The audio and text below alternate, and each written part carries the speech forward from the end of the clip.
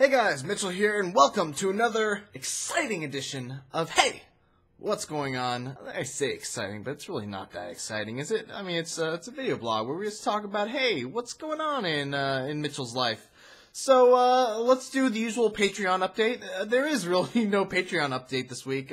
It's still at $715, but I have to say, that's pretty good. Rob Paulson just started up a Patreon for his Talking Tunes podcast, a podcast that I've actually gone to, and it's freaking amazing.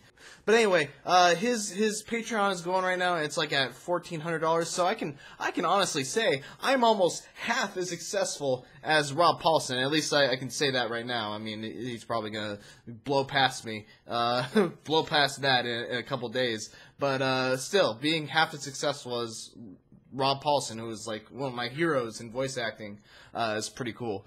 If you missed it, I did my very first review for the Jurassic Rabbit channel. I did a review for Evolve, and I got some pretty good constructive criticism about it, honestly, from both Twitter and from YouTube.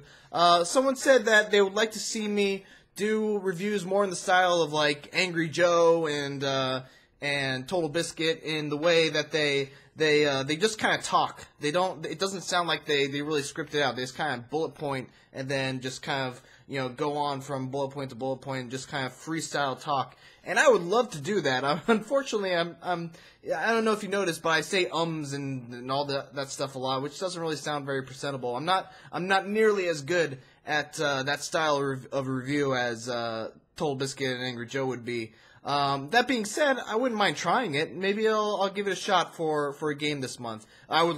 Trust me, I would love to do a review in that kind of method, because it takes a lot less time to do that kind of stuff. It takes me a lot of time to write those out. All right, so moving on to what's going on this week. We got I'm gonna finally like buckle down and say, Mitchell, you have to do this. I'm going to play some Armored Core 4 Answer. That is going to be off stream. I'm going to work on that off stream so I don't have to, keep myself tied to the schedule for it. I'm also going to do some work on Grim Fandango. Going to fully dig into those walkthroughs finally this week. And also, this is a very important week in the world of video games, because this week is GDC at the start of the week, and then PAX East towards the end of the week. And there's already been some pretty cool announcements. I don't know if this is officially a GDC announcement, but they finally announced Trine 3, which I'm super excited about. Trine 2 with James, me, and Zach was one of my favorite walkthroughs that we ended up doing for Gamefront. Probably a bigger, in the big scope of things, a bigger announcement was the announcement of Source 2, which is, of course, Valve's proprietary engine that they use for Half-Life and Half-Life 2. And even though they made no announcement of Half-Life 3, obviously, the world would probably explode if that actually did happen. I think this is the first time that we can safely say that, hey, we might be close to an announcement of Half-Life 3. Because usually what Valve likes to do is they like to wait for the technology and then start, pushing forward on the game. They want Half-Life, in my opinion, I think they want Half-Life to be, once again, like the next step in the evolution of first-person shooters. Just like Half-Life 1 was, just like Half-Life 2 was, and I assume, just like Half-Life 3 is going to be. So yeah, that's that. Source 2 is really exciting. Like Unreal Engine 4, which Epic just announced, it's going to be free for developers, which is going to be pretty awesome. We're going to see some cool stuff, hopefully, using that engine. And, yeah, it's exciting news.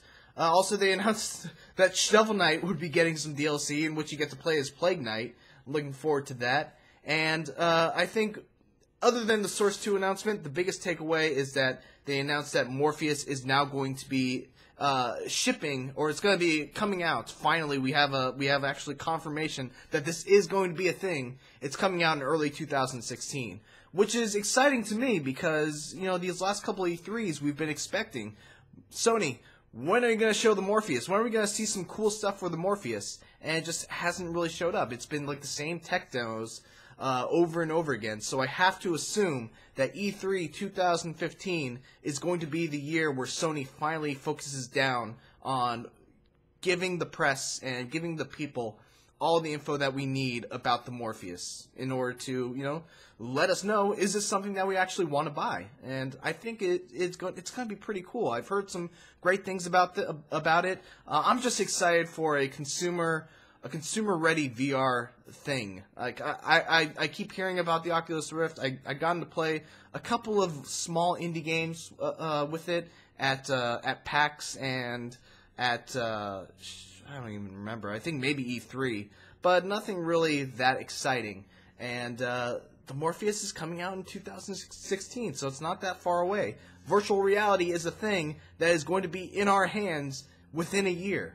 So, hey, pretty cool. So yeah, that's what's going on this week. I'll be back next week, hopefully on Monday. This shouldn't be a Tuesday upload. I usually like to get these out right at the beginning of the week, but circumstances did not allow that. So, thanks for watching, everyone. I will see you next week.